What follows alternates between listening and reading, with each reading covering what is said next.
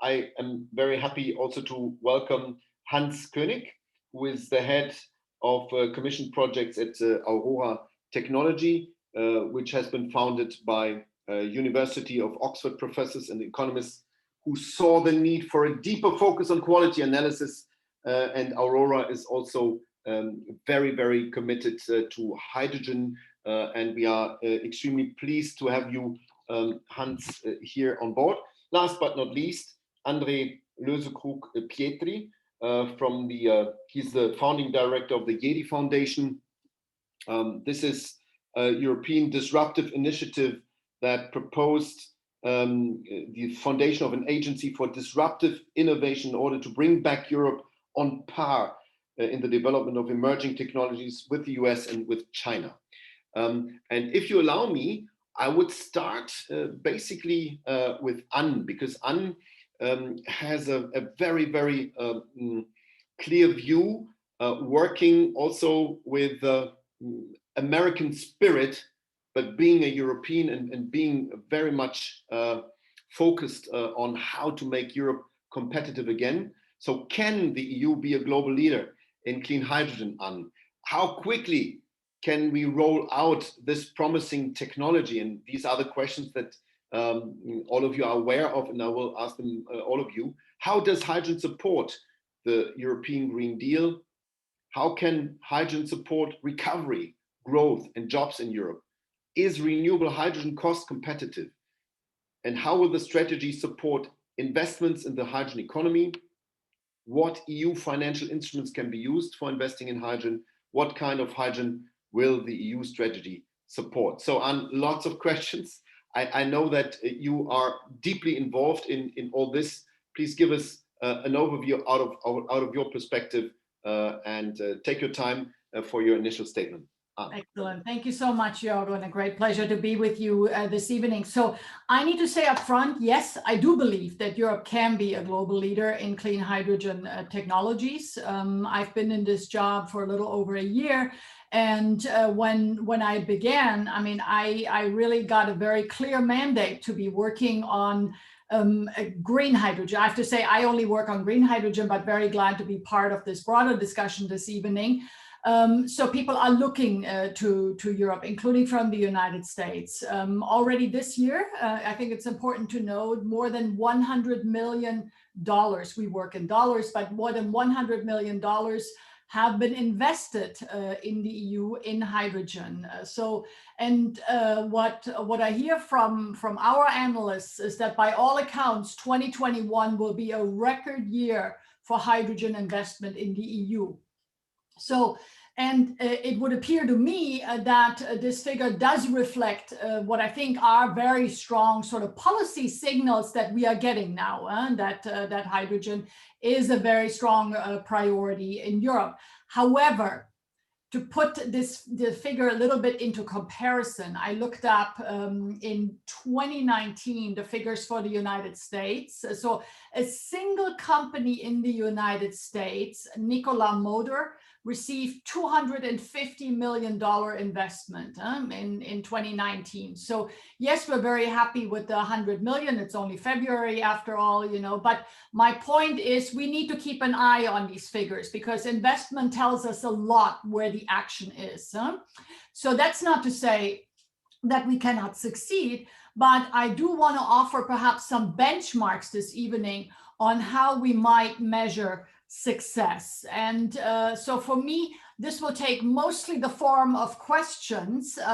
So firstly, will we be able to create a sizable market? I think we need to ask these questions. If so, by when? Jorgo, you're absolutely right. You know, when is all this going to happen? Are we able to generate sufficient demand?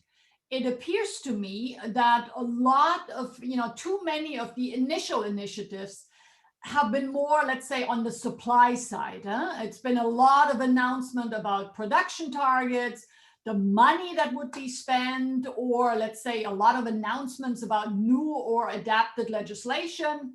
So we've had a lot of announcements, but to be clear, all that is needed, but we also need to figure out, let's say, how do we generate demand? You know, for instance, I mean, are we talking about green public procurement, organizing buyers clubs for clean hydrogen. So, you know, and I think these are the kind of discussions that we need to have. What is our plan to bring down the cost of hydrogen? I mean, you spoke about it, Jorgo, you're absolutely right. Bill Gates likes to call this the green premium. You can think of it a little bit like a green surcharge. And that is sort of the difference in price between a clean product and sort of a carbon emitting competitor. Huh? And so I think that the carbon contract for difference that so many people are talking about, that's a wonderful idea. But when is that going to happen? I mean, do we have a timeline for that? And then what about innovation? A real sort of innovation cycle must always consist of 3 stages. So I like to call this the 3 Ds: discovery in the R&D phase, deployment when the new technology is then first validated and it's starting to be used, and finally diffusion. And this is sort of the massive scale up. Huh? But too often we focus too much on discovery and not enough on deployment, and certainly not enough on diffusion. So, but we have to be clear, it's at the end of the day, only the usage of clean technologies that will lead to decarbonization. If we're not using these technologies, we cannot meet our net zero goals. Then what about speed? So when I started my new job 1 year ago, I mean, Europe was undisputed the sort of the climate champion. And but now, only 1 year later, 8 out of the 10 largest economies now also have net zero targets. Huh? So the United States and India are now the outliers, because they haven't signed on yet. But I will make one prediction: in the case of the United States, that's only a matter of time until the US will also have a net zero target. So the point is, we are in company. Huh? There's most places in the world right now are trying to figure out, how do I get to net zero? And hydrogen is not only a priority in Europe, but really across the world. Huh? So this is not just happening here. So speed, we need to have a conversation about speed. How can we speed all of this up? Then what about financing? I hear so really gigantic figures that are being thrown around in the various hydrogen plans. But I honestly have to tell you, after more than sort of 20 years of experience in public policy, that's not enough. It goes back to what I said before about sort of just the supply side. So blended finance instruments, in my opinion, are much more promising.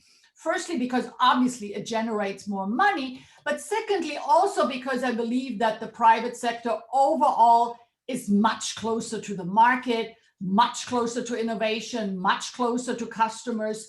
So it brings much more than money. It brings a perspective and an expertise that really adds to what the public sector has. So, and this leads me to my final question. Do we have public-private partnerships that are really fit for purpose? And I applaud that we are now building alliances in many different areas, including in hydrogen, and you're doing a great job, Jorgo, on that. So, but you know, bring the entire value chain together. That's great, including the off-takers. And to be clear, I think that's critical, but only if the alliances then really work together across the value chain, from research to innovation, supply, demand, from startups to big industrial champions to public policy, finance. That's a tall order to bring all of that together in under 1/10. So you have a big job, Jorgo.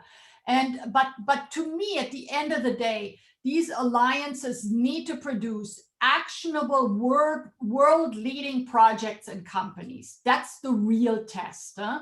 And here, I mean, that's difficult to do. So my point is, you don't succeed just by having an alliance. It's then, what does the alliance do that really brings the sort of systemic change in whatever it is we're trying to achieve. So I realize I'm coming to you this evening with more questions than answers, but I hope that maybe it can sort of guide the debate, and also to help us perhaps zero out a little bit, because yes, this is about an important technology, but it is also about so much more. Because Europe now really clearly has staked the entire European Green Deal in many ways to the success in hydrogen. So there is really much at stake here. And I think, and I hope that we can all work together to make it happen. Thank you. Wow, wow, wow. So thanks for this one. I'm tempted, of course, as a moderator to give now answers to that. I don't do that.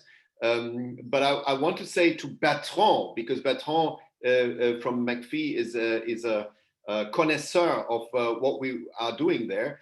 1 year ago, Anne, hydrogen was still science fiction.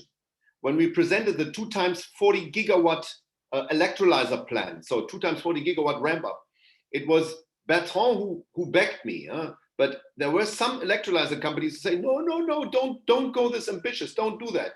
And just recalling that we issued that paper a few weeks later, the pandemic broke out, and I have to admit, it was a catalyst. It helped very much to bring some of the technologies at the focus. And what you just said is putting a lot of responsibility, because now you said it's in the center of the European Green Deal. Let's take this responsibility, and let's talk about the companies now, because you said it's about companies big and small, and we have a worldwide acting company here, and Sopna is representing RWE, and I will then pass it on later to Bertrand. Smaller companies still will become very, very big in the future. Sopna, do you agree with Anne, and what's your take on this and RWE's role? Thank you. Yeah, thanks for giving me the floor, Marco. And of course, there are a couple of points I definitely agree with that I've been hearing before from Anne. Let me just maybe frame the perspective from a company like RWE. First of all, I think, coming to your question, can Europe be really competitive in green hydrogen? I think we've come a long way, and I think the 3 main messages I would want to leave the audience with is to saying, I think we all agree that green hydrogen has to be competitive and has to become competitive in order to really make sure we have a clear European perspective there. I think second, very important, in order to bring it to reality, it needs companies. Yes, it needs companies, entrepreneurial companies like RWEs and partners to actually bring the first investment decision to the plate. And thirdly, I would also want to stress, yes, talking about quite some measures and announcement on the supply side, or maybe also some, let me call it, ideas on the demand side. Eventually, it's all about having the right regulatory conditions and framework in place. So talking first of all, what does European competitiveness on green hydrogen really mean? I think for me and for our company, first and foremost, it's the acknowledgement green hydrogen, it's not a national topic. I don't even think it's a European topic only. It's definitely a global topic. Yeah, so it's good to have those targets, but we have to be very clear about all the import requirements we'll also face in order to actually make sure we, I would say, satisfy the demand we do have here in Europe. And I think also acknowledging that industries, and fortunately, yes, RWE is in the utility sector, but if I talk to many of my colleagues in the industry sectors like refineries, chemical industry, steel, heavy duty, I mean, they really partly break their head. They are thinking about, yes, they understand they need to really contribute to decarbonization. They all understand electrification won't do the trick, but what are the clear incentives and the support schemes to really making it happen today? So it's really about joining up together. And I think this brings me also to the second point of RWE, where, just to give the people here a flavor, we are currently engaged across, I would say, 30 projects and initiatives in the UK, the Netherlands, and Germany. And all of those projects we're not doing on our own. We are having strong partners there because it's important to joining up the production of green hydrogen with the actual transportation topic and the topic of really how and where it's being consumed. So it's really about having an integrated approach to bring competitive projects to life. And I think just to give some flavor, if I talk about projects like GetH2, for instance, in Germany, or maybe Aquaventus, where it's also about joining up with the renewables perspective in terms of saying how can we produce green hydrogen offshore and demonstrate new innovative technology applications are possible, again, paying into the competitiveness of Europe. Or talking about projects like NorthH2, for instance, where we have a pan-European consortium. I think those are the ideas we're really playing all together. But saying this, again, that's not enough. So what else do we need? It's definitely regulatory support and framework conditions So definitely positively acknowledging all the targets that have been announced. But there are certain elements about making things commercial. We are not yet commercial today. So from our company's perspective, we still need the initial funding, the initial support to bring those topics really to the finish line. And we are ready. We are ready to take investment decisions if the political framework is really given. Second, I would also add, we need to have a perspective on creating something like a market competitive framework, because funding is an initial important step, especially if you talk about the market development until 2030, but we need to have a perspective how business models can fly. And here, carbon contract for difference, you mentioned it, for instance, or talking about hybrid tenders, how can we join up, especially in the offshore wind sphere with green hydrogen elements. I think those are elements that can help us creating this perspective. And thirdly, I think it's also about making sure, if you talk about competitiveness, you need to have a certain tradability. You need to have a free market. You need to have something like a certification scheme that really ensures from a customer perspective, because that's what we are oftentimes hearing from a customer, how can anyone guarantee that what we are using is really green? Yeah, that is really also helping us decarbonizing and demonstrating the balance.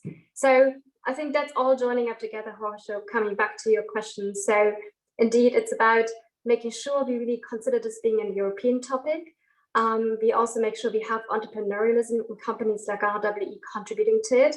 And thirdly, making sure we have the regulatory schemes and support elements to actually drive towards a market-based regime at some point in time. Many thanks, Swapna. I think it's fully in line with what Anne just said. Let me turn to Bertrand. Bertrand, you invited me, I think some years ago, to wonderful Italy and to the biggest, so to say, hall of electrolyzer production in the world. However, we went inside and the guys were working handish, so with hands, so no industrial production yet. And I'm not sure whether this changed right now, but I'm sure that the focus is very much on your company. I remember when President Macron and Chancellor Merkel met for their last bilateral meeting on top level. They asked us, hey, where are German-French projects? And well, we proposed McPhy as the French part of a future gigafactory for electrolyzers. So that's the way President Macron understood it. What's in it for you, and how would you answer these questions?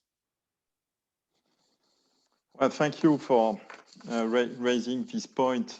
I will make a few elements very practical. You raised the point of scaling and scaling up. You were referring of this visit in our San Miniato plant in Italy. So, by the way, very happy to join this United Europe Forum, because I'm a strong believer in McPhy is a truly European company with assets in Italy, in Germany, and in France.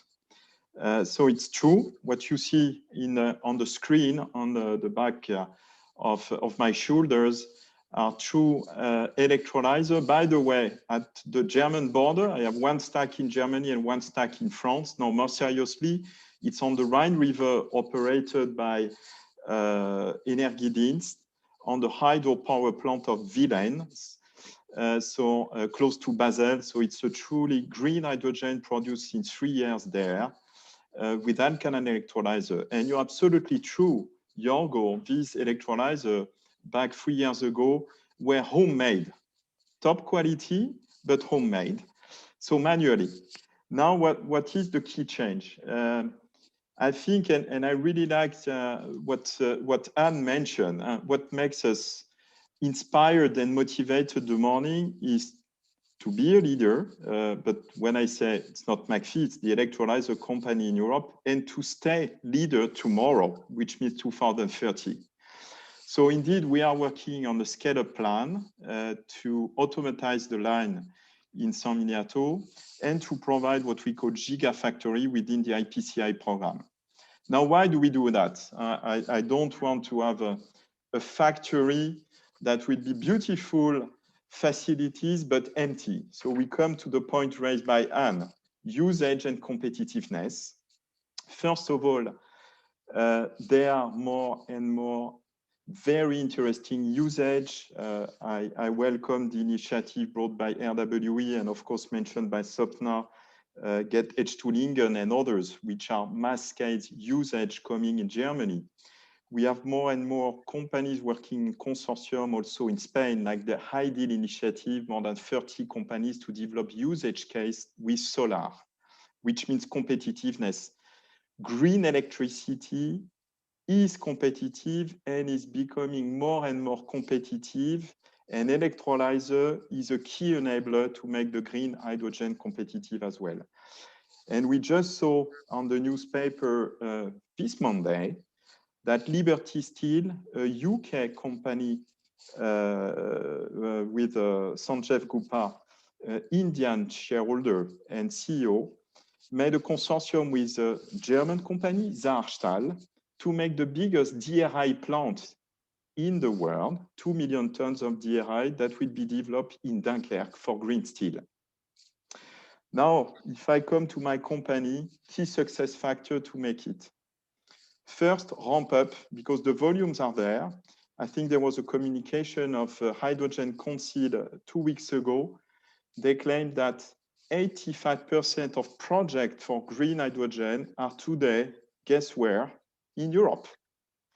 So we are accelerating our ramp up, and San Miniato will have some automatic line by the end of next year. So Jorgo, you will be welcome, and the panelists, you will be welcome to visit that, by the way.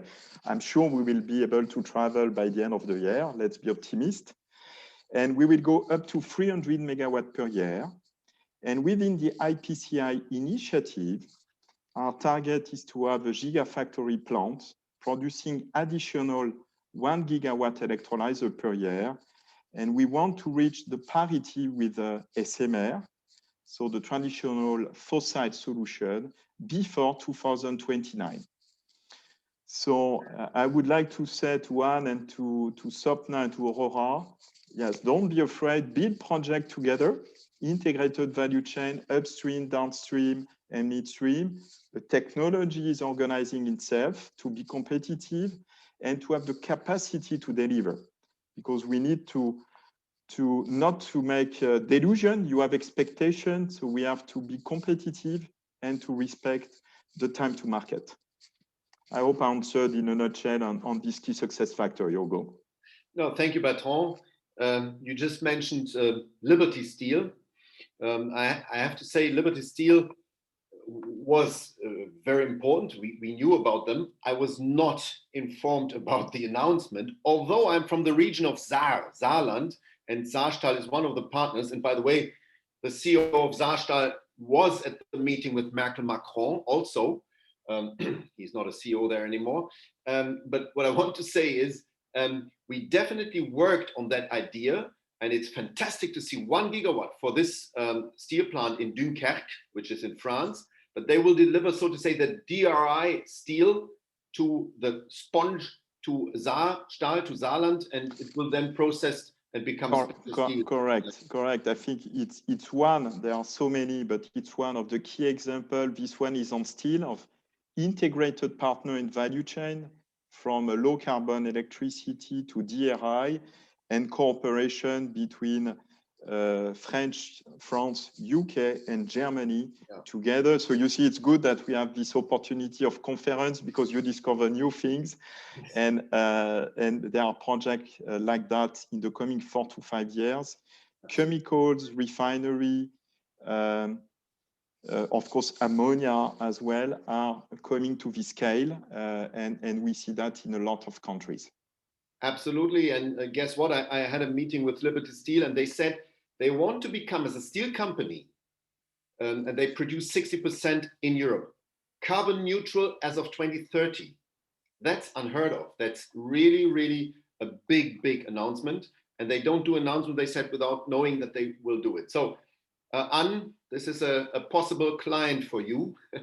And it's really fantastic. Let me turn to Hans, because Hans has, I think, the British and the German perspective on all this. What do you think? What's your take? You are, so to say, researching on this and have also this global view from research side. Hans. Yes, thank you very much, Yogo. We are, of course, a research and a modeling company, so we take a very number-driven approach to this. But I think it's very much in line. The key messages that come out of it are very much in line with what the previous three speakers said. I really want to make 2 points. Firstly, competitiveness when it comes to hydrogen, making hydrogen production competitive in Europe, but also the technology. And then secondly, what hydrogen means for competitiveness of an industrial economy in a decarbonized world. So it's basically both of the ways round. The first point comes down to what Bertrand was talking about a lot, and that is the need to scale this quickly, and the need to avoid some of the mistakes we made in the past with solar. Because if you go back 15 years ago, actually, Europe, of course, were the world leaders when it comes to making solar modules, and we've lost pretty much all of that. Now there's a discussion now about making a comeback, but with perovskite cells and so forth, and that would be nice. But at least we've lost our lead, right? When it comes to hydrogen, it's actually the situation right now is worse because we're not even leading right now. Even right now, at least the data we see suggests that electrolyzers are being made more cheaply in China than they are made in Europe. And that is actually partly due to cheaper technology, but also partly due to larger factories that are more highly utilized than European factories, and they just have the better scale economy. So catching up on this and really getting into the pole position by scaling up production, I think is a really important point. And then we can talk about maintaining the lead. But first, we have to get into the lead. The second point is at least as important, I would argue, and that is the need for cheap hydrogen to be competitive in a low carbon global economy. I mean, to put it in Ann Mettler's words, in a low carbon economy, those countries with the lowest green premium will dominate or will have a big competitive advantage. And in order to do that, of course, yes, we need to get the technology costs down. Bertrand and colleagues are working on this, and I think that's great. But of course, that's only half the story, or in the longer term, actually not even half the story, because you need cheap green electricity to run these electrolyzers. And cheap green electricity is something for which, especially in Northwestern Europe, which is fairly densely populated, the potentials and the potential are limited, and especially the socially accepted potentials are limited. So we can't build an unlimited amount of wind parks all over Northwestern Europe and use them to run electrolyzers. There will be limits on this, and that means if we want to keep costs down and maintain social acceptability, we need to think about where we really need hydrogen and limit the demand to these sectors where we really need it, rather than driving up demand artificially in a way through using it a lot in sectors where we have very good alternatives, for instance, low temperature heat or road transportation, because this will then have a feedback effect on the competitiveness of our industry by making hydrogen more expensive for them.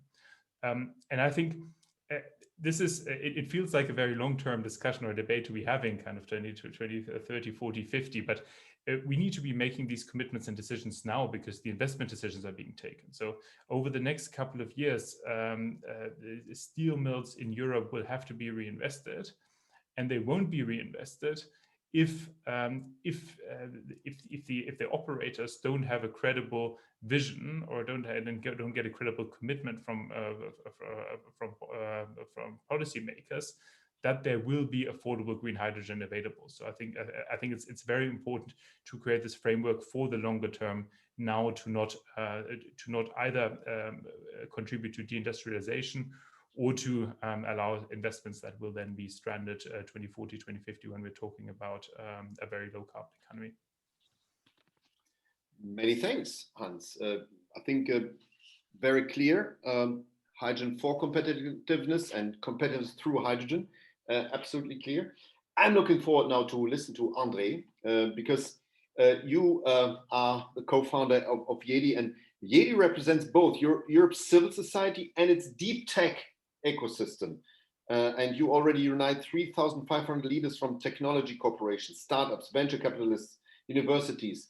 Wow. So how many hydrogen people are there, and how do you see this trend and this, well, in history, I don't remember, and maybe you correct me, I haven't seen that fast pace of a technology to become the focal point. I never have seen that.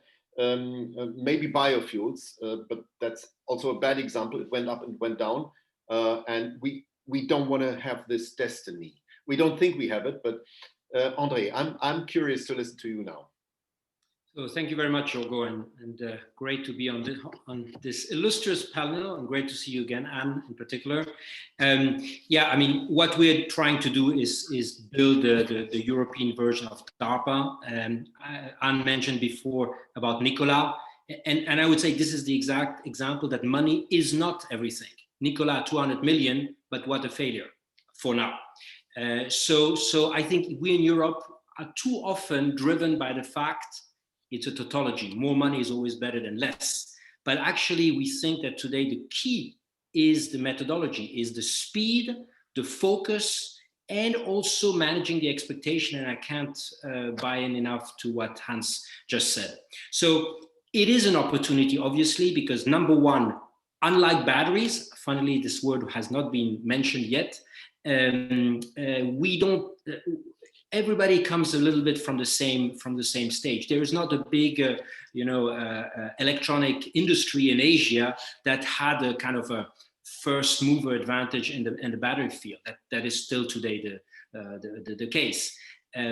Secondly, to achieve 2030's goal of 55%, which is not ambitious, it's extremely ambitious, we won't do it in a linear way. And the word exponential, which has been so popularized by the pandemic, unfortunately, I think is clearly applying to that. And that's why our focus is on disruptive technologies, because number one, we won't achieve it with just, pulling the line the same way it is, with an Excel spreadsheet. And secondly, because there is increasingly a first mover advantage, and the point made on the solar panels is very right. We have to be extremely careful that we are not just creating this industry, but that we are also creating in industry in Europe with the jobs, with the industrials that will sustain it. So we also have to be careful with that. So the focus, we think, needs to be on research, because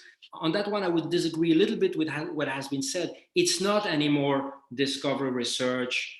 And no, we are in cycles. I mean, look what happened in the vaccine area right now. There was not discovery, testing, scaling. We need everything to happen at the same time, because you're completely right, Anne. India, the US, China, Korea, which by the way has its hydrogen plan since 2018. That means 2 years earlier than the Europeans. They're already in the starting blocks. So we need to focus on things which will allow us to invent the next big thing.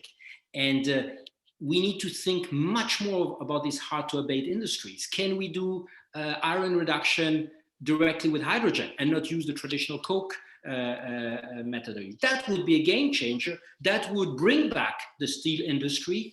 By the way, that would put Europe in a great position for the next frontier for steel, which is obviously a continent like Africa, to think like that. The second thing is, are we thinking about the storage component? Are we really working on the ammonia part? Obviously, there's a lot of education to be done also in the public. And the last point on which we are going to launch a challenge is there won't be hydrogen if we don't bring green hydrogen costs by at least a factor of 3. And that will not just come from subsidies. I'm personally a bit worried that we are not reinventing the way we do policies. And that's maybe my third point. I think hydrogen is an opportunity to reinvent public policies. I'm a little bit worried about the European approach of picking the winner. I mean, we see what's going on in the battery sector. When you already pick a couple of companies to build the gigafactories of the future, and I don't underestimate their qualities, You are not doing, by the way, what the Chinese and the US are doing. China is not picking the winner. The competition in China is cutthroat. Once a winner emerges with the best technologies, with the fastest drive, with the fastest speed to scale, then it's supported outside. We should avoid in Europe to say, okay, these are these companies who are big in hydrogen because they come from the industrial gas sector or they come from the energy utility sector, and they should be the champions. This would not be the best way probably to invent the technologies of the future. So I think it's really an opportunity for the Europeans to reinvent not only the way they put their money, also the way they prioritize. And on that one, I completely agree with Anne. We need to prioritize on the supply side, but the demand, I think we have to be very careful. Those who are dreaming of a hydrogen-powered car in 5 years just don't understand the physics of today. Maybe the physics are going to change tomorrow, but today, even in the mining industry or even in the ferry industry, it makes zero sense to have hydrogen going from Dover to Calais or from my place in Corsica to Marseille. I mean, batteries will do it much better. Even in a mine, the heavy trucks, they will be probably much better powered through batteries than with a very energy intensive transformation into hydrogen. But if for hydrogen we find a new way, electrolyzers, but maybe photocatalyzers, that will make the energy mix much more interesting, then probably we can turn out winners of this incredible battle. So yes, I'm also a very big pro-European, but I want to add something. I'm a European that loves Europe, that has impact, and we should at all costs avoid what we did in the photovoltaic, in the renewable energy side, where we basically finance the Chinese industry to scale up. And a little bit what is happening in the battery sector. I remind you, all 60% of batteries already in the world are produced, if not 59% are already produced in China. So it's an opportunity for the Europeans, but I really believe discovery research, breakthrough technologies are on top of public policies and favorable conditions, the way forward. Very good. I would like to pick it up there, André, and ask you whether this European way of public policy, Anne knows it very well, Bertrand is now a little bit a victim of this in a positive sense, whether this can work to make Europe indeed more competitive. Now, what is planned? I throw this to you now and would like to ask you whether the plan that we have is feasible and will lead to competitiveness. And I like what Hans said. Hans said, well, compared to the solar case, where we were world leaders, in the hydrogen case, definitely in fuel cells, we are not world leaders. In electrolyzers, I would say China is cheap, but quality-wise, Europe is still leading, but that's a question of months. But so that's the plan. The plan is this year to engineer projects. There are different tools here, the European Clean Hydrogen Alliance, the IPCIs that have been mentioned. So we have different tools. We will be ready, I would say in late summer, we will be ready with engineering the projects. Also the financial engineering will be done. Notification in November. And then as of 22, we will have relaxed state aid rules because we need to waive state aid rules for 3, maximum 5 years. But let's stick to 3 years. Bulk of money, bulk of public funding will come. We have seen the recovery and resilience plans of the member states of the European Union, all in all 750 billion. And the Germans have already said, we will invest 70% of it in the first 3 years. So this is the time for scale. Question mark. Is it also the time for speed? Is scale in this sense possible to accelerate speed? Will we be faster than the Chinese, than the Americans? And just as a bracket, the market conditions, because Sopna was very clear, I want to have a market perspective. It doesn't make sense to build up pilots to create, I don't know, to bring the price from champagne hydrogen down to Prosecco or even water hydrogen. But in the end, where's the market? So that will be built up in parallel with elements that you have mentioned, carbon contract for difference and other things. So CapEx, OpEx will be part of the first 3 years, possibly some OpEx, but then also targets, quotas for the time after. So is this a plan? And can this European way to bring people together, by the way, there's no winner at the moment. So there's no picking of winners. There is rather this European thing to bring everybody together. So Anne might disagree because she wants to have big companies. But it's a mixed form. Can that be a recipe for success? I would start this time with Hans, because he came up with this competition competitiveness issue. Yeah, it's a very good question, and I think I would agree with what Sopna said about this. That essentially we need to start with the consumers in order to make sure that the solutions that are being developed reflect the needs of consumers. I mean, an alternative. There are demands out there to say, okay, we need a feed-in tariff for green hydrogen into the gas grid or something like that, which I don't think is a very smart solution, because it's actually it doesn't lead to the changes on the demand side, which we also need. So for instance, replacing a coke-based steel mill with a direct reduction plant.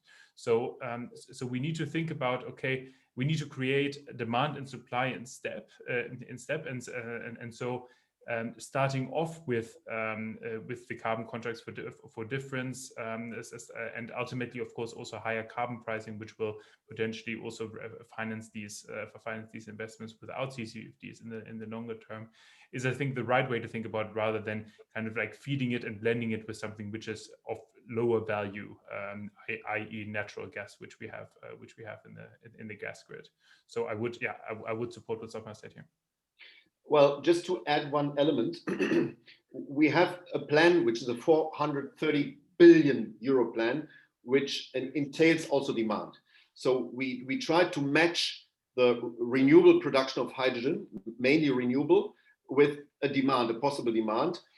By the way, the production part, 2/3 of the investments go into renewables. So I'm fully with Anne when she says it's green hydrogen mainly. That's also the focus of the European Union. 2/3 are going into renewables, 1/3 only in electrolyzers. Bad news for Bertrand. But also the demand side is covered. I would ask Sopna, if we have this European plan, 3 years bulk, but both supply and demand, is that something that could work? And would you, as a big company, be part of it and be happy about this approach? So I think you've said it. If it's really on both sides, if it's about the supply and the demand, and making sure there's synchronous development, I think that's what we need as an ingredient. And I think that's also what we then now see reflected in those, again, integrated projects, because otherwise we keep on waiting for each other and then nothing is going to happen. However, I mean, at the end of the day, it's a plan, right? I think we need many more companies then to really now get started and jump. And I think then actually we'll have the proof of concept, depending on how many projects are being then really delivered. So I'm just saying, I think it's good to have a plan with a certain time frame, but let's be also open to review. And let's see what's been really, I would say, really nice 3 to 5 years down the road. Because for me, it's less of a time perspective. It's more about what is the cost regression really achieved in that time perspective. And if we are not there yet for many reasons, and if it only being that we have not yet a harmonized or standardized pan-European approach, how we want to drive green hydrogen, if that's one of the reasons, then let's just be accepting of it and just make sure we then revisit. And if needed, carry on incentives, but always, as I said, with a clear perspective, there needs to be market-based instrument at some point in time. Otherwise, it's not going to be sustainable. Wonderful. Before I come to the smaller company, to Bertrand, just a point of information. This European Clean Hydrogen Alliance attracted much more than 1,000 members already. So it shows that also compared to the Battery Alliance, which is half of it, it shows that there's an overwhelming interest. And people are there. And at the same time, projects are built up here, but also political and regulatory requests. So what you say, how the market should be designed, will also be discussed. And I know that you are also represented there. So please raise your voice there. But the same applies to the small companies, because they have different requests to the regulatory future. Bertrand, is the plan fine? Is the plan good? The plan is very good, and I think Hans and has been very wide and André to say, hey guys, be aware and be awake, because there is competition indeed with China. By the way, I've been spending 2 years, a third of my time in China, so I know what it means. And we made, thanks to a cooperation with Germany, 4 megawatts are in operation since 1 week to deliver clean hydrogen from McPhy electrolyzer close to Zhangjiakou, the future city for Winter Olympic Games. In 2022, there will be green hydrogen from McPhy, thanks to a cooperation between France, Germany, and China. But I come to the point of competitiveness and the comment from Sopna.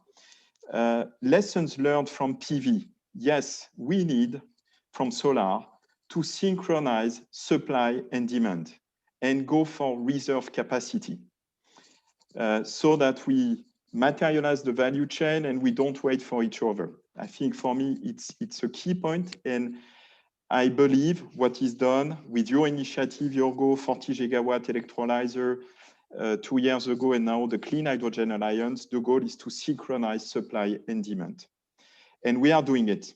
And believe me, there is no other region in the world doing that currently. And by the way, nothing new. The chemical industry, the steel industry have always done that in the past. So it's a key success factor.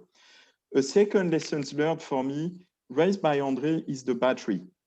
I don't think battery and hydrogen are so much comparable. Why?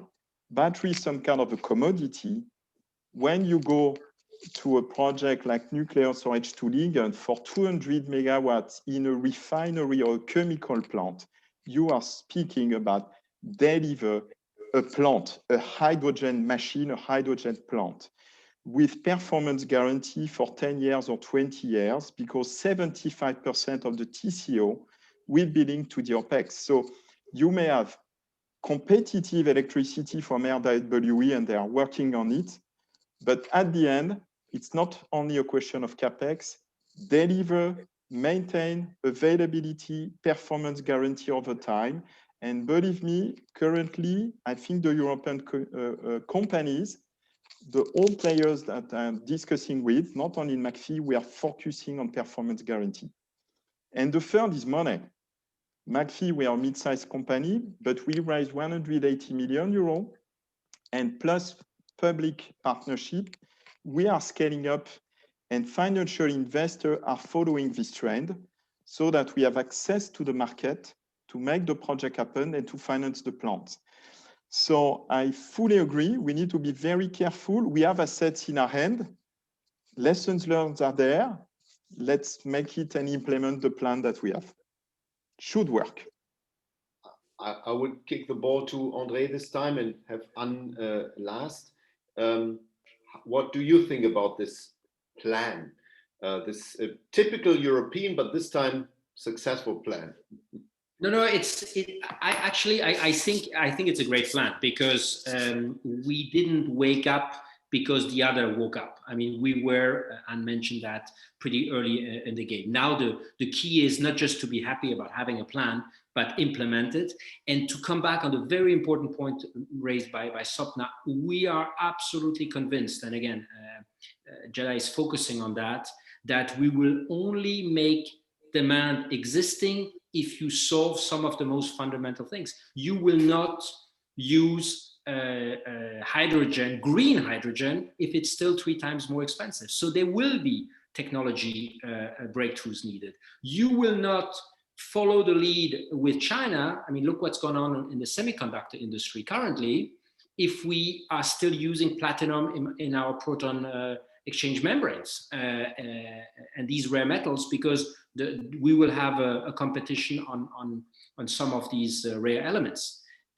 We will not be competitive in our industrial policies in steel if we don't change the name of the game in the way we produce steel or other chemicals.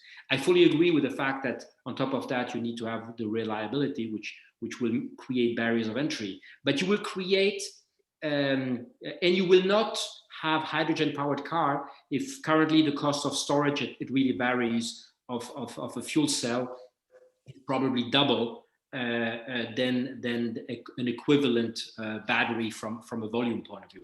And again, this is a oversimplification. So you will need breakthroughs there, and these breakthroughs will create the demand. It's not going to be the incentives, because the incentives, we know, it's first, there are a lot of abuses, and that's not how you create a sustainable market.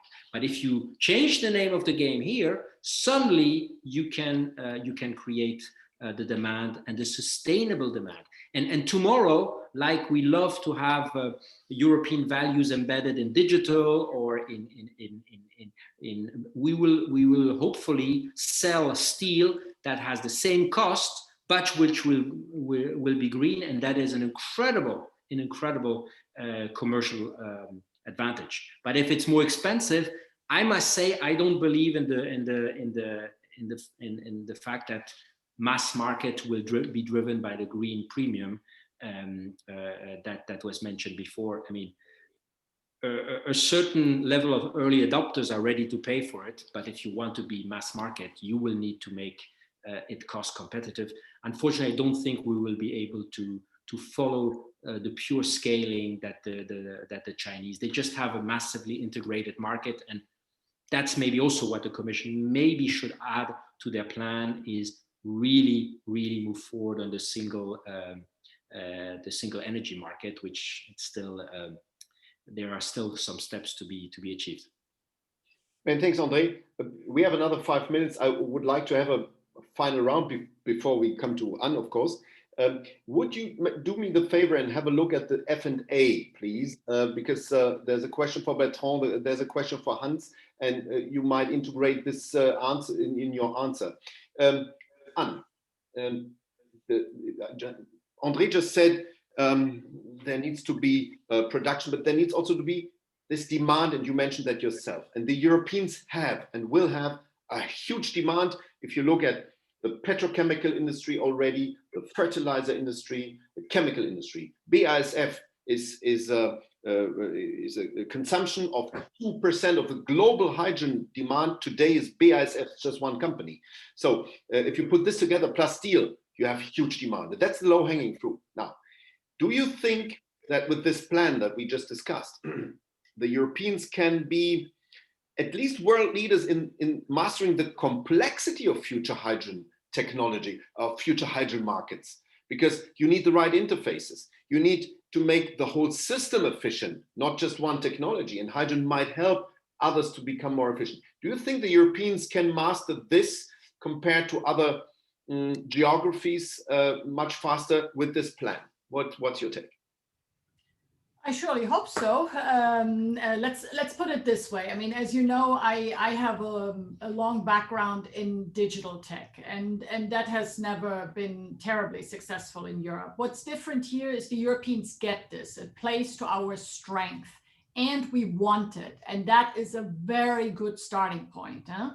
But I think there are some inherent challenges, and I would like to go back to this issue of demand, because one of the real challenges in driving demand is that the products we are talking about are very undifferentiated. Huh? So green steel is not really different from, you know, a carbon emitting steel, the same for a chemical, the same for cement. So this idea that the market will somehow work it out, I think is not realistic. So price matters significantly because it's the only really distinctive feature in the technology itself.